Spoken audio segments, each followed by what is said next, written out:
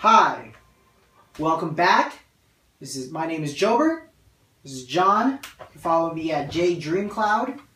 I'll let him. I don't know his Twitter handle. DC Buckethead, DC_Buckethead. We get buckets. There you go. I don't think just minus the we get buckets part. But we're here to talk about one of at least my favorite cartoon/animes there is. It's Avatar, not the movie, The Last Airbender and The Legend of Korra. It finished a few months ago, so we just wanted to give you our thoughts on it. We truly enjoy both series, so we just want to give you our thoughts. Which one did you find better? So, when I first watched Avatar Last Airbender, loved it. Number 1 or number 2 in my top favorite cartoons. Next to it would be that or Dragon Ball Z, depending on what mood I'm in. But anyways, when The Legend of Korra came out, saw the first season, it was great. And then I kind of fell off, and then they finished the series. When I watched the whole series through of The Legend of Korra versus The Last Airbender, I would have to say I like The Legend of Korra more than The Last Airbender. Yeah, I beg to differ. I enjoyed Last Airbender more. I think for me it was just more because the whole series was just Aang's journey to find himself after being iced up for 100 years, basically just teleporting into the future, and have to fight this god of a being, Fire Lord Ozai, and so it was both funny, tugged at my heartstrings. The action was perfect. The animation, the cinematography was just beautiful. It was honestly almost one of those perfect series, and I think that's why I just lean slightly more to that. Don't get me wrong. Don't want to take anything from Korra. I just enjoyed The Last Airbender more. You can't forget about the writing too of The Last Airbender with going with Aang. I mean, the wit that they use with all the jokes, the way that certain episodes were to pan out, and how they would always kind of connect everything back to the beginning, made it a great show. Yeah. And again, you're absolutely right.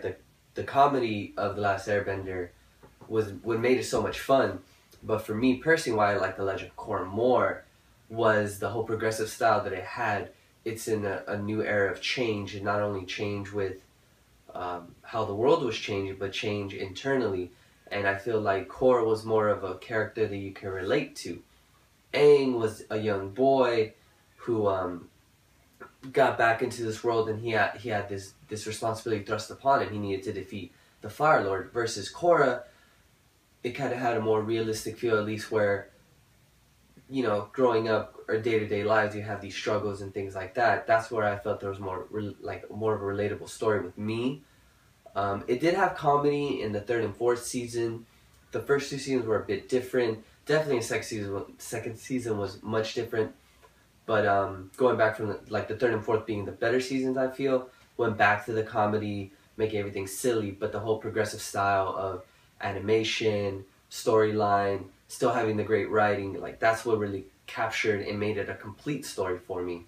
They're both amazing. It's very hard to pick one over the other, but I just feel like everything that Korra introduced, especially in such a fantastical world, it was really done well, and I really enjoyed it. And it was funny because you said the second season kind of fell off for you, but we would have to tone that just because a different production company took control of it, writing, just everything about it, and I think a lot of fans just wasn't feeling it, so they gave it back to the original creators, and I think that's where you just see the beautiful cohesiveness come back, where it came from, and that's why 3 and 4 of Legend of Korra was a lot better. And I agree with you. Korra was a lot more relatable, where she already knew what she was getting into, where she wanted this title, this avatar, and knew she wanted it, but once the responsibilities came to just like everybody else, once they grow up and they have to face reality, it bites them in the butt, and she just has to stumble and fall every single time. You were right. I've been scared this whole time.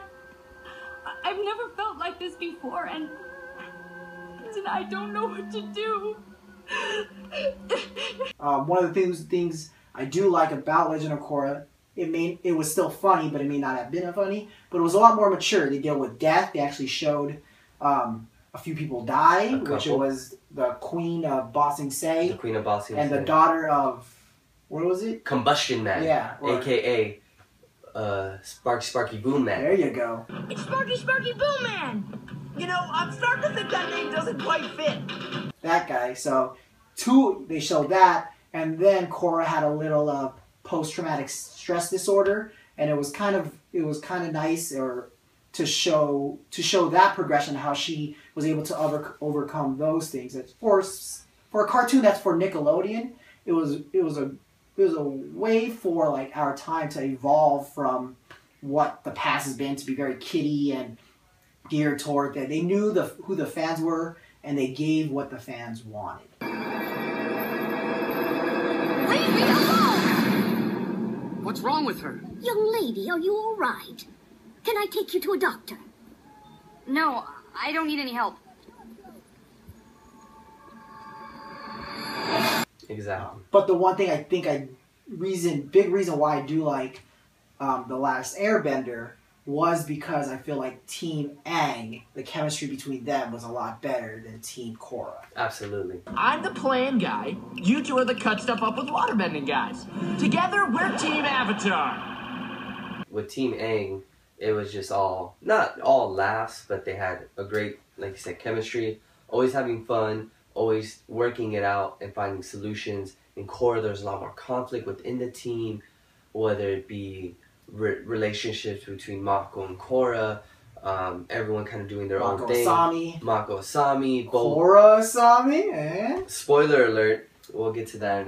By the way, there are spoilers. But then, yeah, when you get to that, it was Bolin doing his own thing with the whole introducing movies and things of that nature.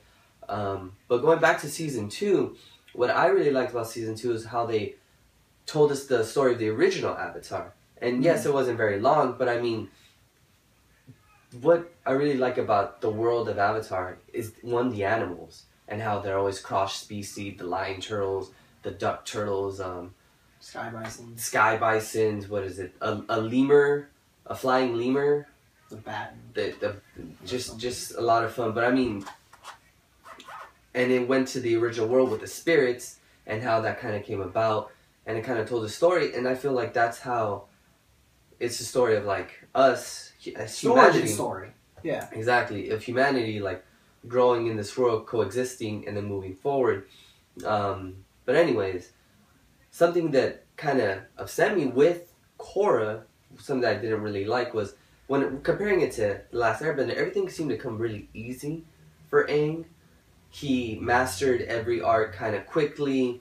Yes, it took him forever to learn firebending, but he was such a good airbender that he was so, like, he was a master fighter and all that. And I feel like with Korra, she was a master waterbender, but she didn't waterbend as much as Aang airbended.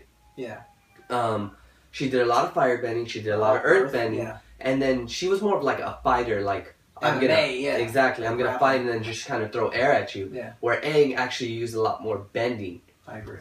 And I really like that about The Last Airbender, was all the bending that they used. The whole Team Aang was a lot. All of them were basically beasts. Yeah. Where Katara could do blood bending. Toph was just the best earthbender ever, who invented metal bending. Aang was a master airbender at the age of 12. Sokka wasn't anything, but Sokka was still a beast with his leadership. Yeah, with never give up attitude. Special sword, asteroid sword. Yeah. But then I just felt like with the Legend of Korra, it was very 1, 2, throw a rock, 1, 2, fire. Mako and Bolin got defeated like all the time. All the time. Where in The Last Airbender, they were just so much more creative with what they were doing with bending. Let me elevate, make a wave, or do this or do that. I'm sweating, let me turn that into a weapon. Yeah. So that was just something that I didn't like as much when it came to The Legend of Korra. Even though I like, I preferred over The Last Airbender. Who do you think was your favorite villain of The Legend of Korra, where there's about at least 4? So, looking back, because of course, each season, each bad guy's kind of dope. I didn't like, what was his name? The evil avatar from season 2. Unlat? I didn't like Unalaq at all. Yeah, he was too... Compared to the other ones, he was just lame. He just wants spirits. But I did like the dark avatar. Oh, yeah. I don't know his name. Gosh, I can't remember his name either.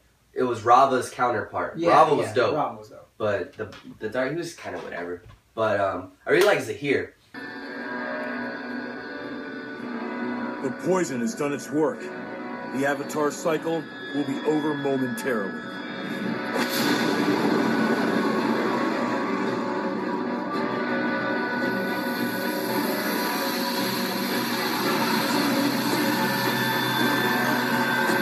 He was, as you all know, at the start of season 3, because the spirit world being open, all these new people have become airbenders because it's now the worlds are connected. And so, of course, how do we twist that? Well, we give this evil guy the power to airbend. But he's not really evil. No. He's a part of the Red Lotus. He's part of the Red Lotus, if you remember from Last Airbender, the White Lotus. This was the original kind of crew about bringing balance to the world. Helping the Avatar. We're all part of the same ancient secret society, a group that transcends the divisions of the four nations. The Order of the White Lotus. That's the one. The White Lotus has always been about philosophy and beauty and truth. The Red Lotus, they feel that the White Lotus just becomes glorified bodyguards. And exactly. Just like yes-men into the system. And now the Red Lotus, their theory is chaos brings peace. The essence of chaos. Forget hierarchy and all that stuff. It's a theory of the natural chaos in the universe brings balance, entropy. So what a word. It's a physics word. Thank you, Revis. No, that's right. So anyways, what I really liked about him was he was just a visionary. There wasn't right or wrong. It was just, let's bring balance. And yes, the ends justify the means. How are we going to bring balance to the world? You need war to have peace, do you not? Or, you need these political powers in place to create peace. But his theory was... who's basically abusing the system. Exactly. So that's what I really liked about him. He was a dope fighter. He was. And he was basically an evil monk. Exactly. And he introduced some other benders. He had the Combustion Man's daughter, that was his baby's mama. And he had a lava bender. Something that we haven't seen in the story. A lava bender, which Bo Lin later was able to lava bend. But, Spoiler alert. Who was your favorite villain?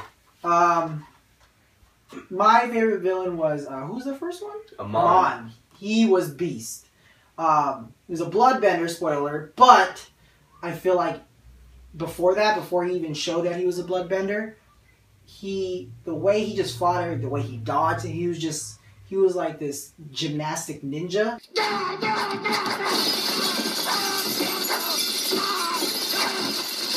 Yes. With his lightning glove. Yes. His power glove of fury.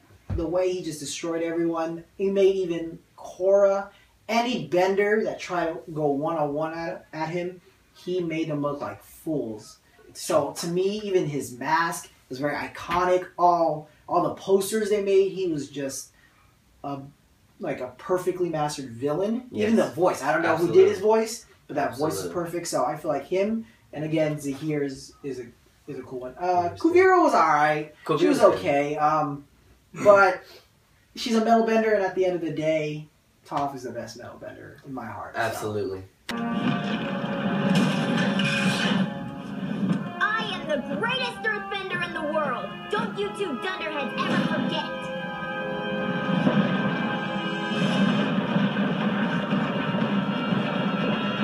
Absolutely. She doesn't pay close to that. And the thing about Amon, which was really cool, I mean, when you're watching the first season, you gotta think, like, this guy has to have either was a bender before and loses his bending, and that's why he wants to take bending away from other people, or, what is, like, the thing that made him really scary was, one, the mask, and two, was what was his intentions? He takes bending away from the world, and then what?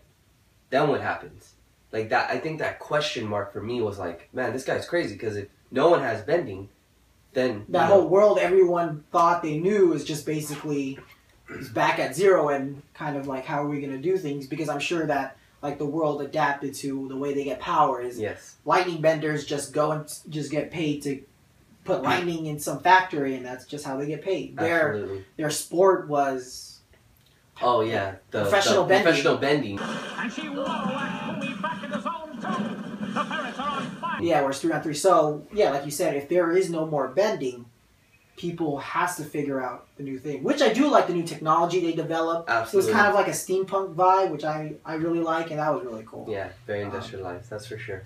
But yeah, Amon was really dope, and the fact again, blood bending. The Legend of Korra introduced other levels of bending to the already water, earth, fire, etc.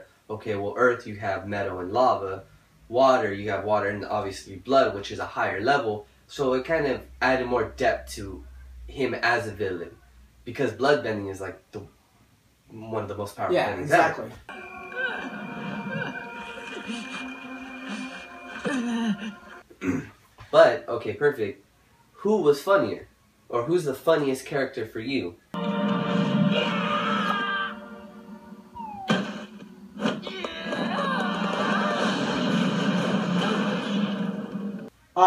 The funniest would probably be the rich entrepreneur guy. I love Sokka. Probably he's like close at Varric. He was hilarious. Absolutely. And when the seasons of Legend of Korra started, where Bolin kind of matures, it gets a little bit more serious because he knows what he wants to be a part of Gul'vira's army. Varric just took the comedic role and went with it, and he was like till the very end. He stayed true. He made that show like elevated so much. Mind-blowing, right? Yeah. Now, forget that. That's the past. Shut it off, Julie. Jobert do the thing. Exactly. Yeah. But I agree. Legend of Korra was great. He gets the girl at the end. He does get the girl at the end. Julie Moon, will you do the thing for the rest of our lives? Yes. Absolutely.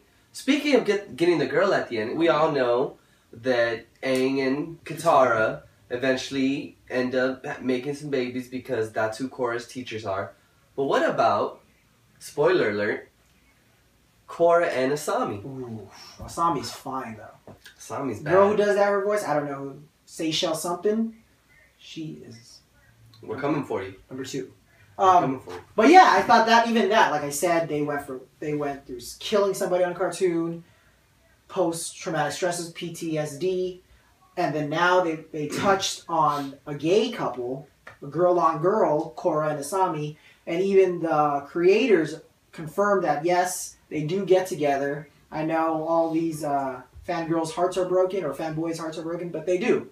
Again, I thought that was really cool. Like, they didn't make it all about it. They didn't try to, like, stand on a pedestal and say that. They just said, hey, the world is evolving around us, and so is the world of Avatar. And exactly. I think that was everything they did. They touched in a tasteful way. They touched where nothing ever over-trumped just whatever Korra's struggle, whatever the storyline was. It stayed true to who it is, and I think I think it did really well. They did it in a very tasteful way, like you said, and progressive.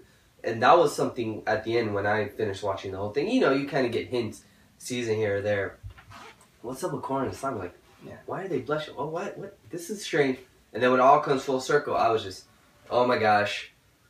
Oh my gosh. Yep. They did it. Yep. They did it. I get it. So it was good. It was it was a great ending, in my opinion. Kind of Avatar Last Airbender, they leave you on a cliffhanger. What's gonna happen next? What's the next big villain or anything that's gonna happen? Because of course, how is this world gonna evolve into the next generation? Exactly. And the fact that Avatar has such a good foundation, it really allowed Legend of Korra to be its own entity. Exactly. And it didn't. Yes, Korra comes from Avatar, but it didn't. They're two separate worlds, and you know. And it was able to stand alone on it. Absolutely. And they did a great job paying homage to The Last Airbender. Absolutely. To sum it up, both great series. You know, just depending on if you like Last Airbender or Legend of Korra, that's up to you. No matter what, I'm sure you're going to love it. Like we said, it's either 1 or 2 on our top favorite. Yeah. He loves DBZ. I'm more of a Young Justice kind of guy. But hope you enjoyed this show. If you like any of our shirts, we offer the Ryu Dream Cloud Hadouken in black and white. Check out dreamcloudproject.com. Hope to see you again. Join the movement.